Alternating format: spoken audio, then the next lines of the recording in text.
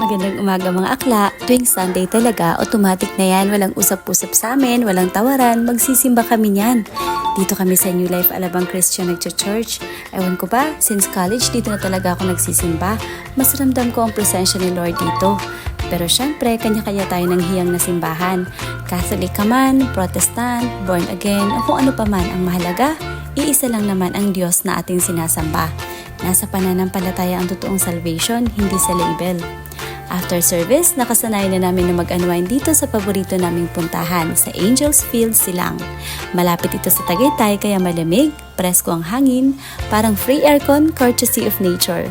May green, malawak ang open space, may ducks, fishes at playground na parang built-in para sa walang humpay na energy ng mga bata. Country vibes talaga. Dito na rin kami madalas kumain at kapag malamig ang panahon, kagaya ngayon, wala nang ibang order kundi ang bulalo.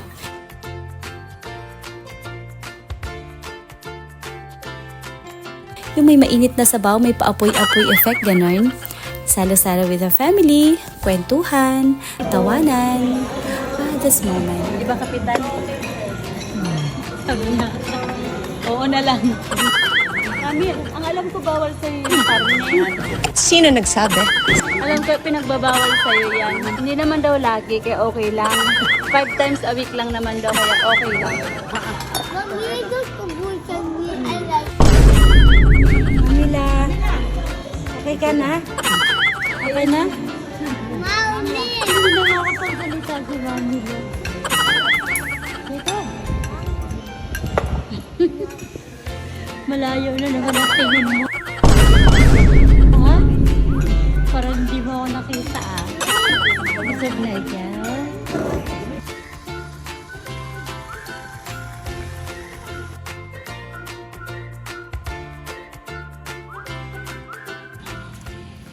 Nakapang prinsesa ka pa, iha.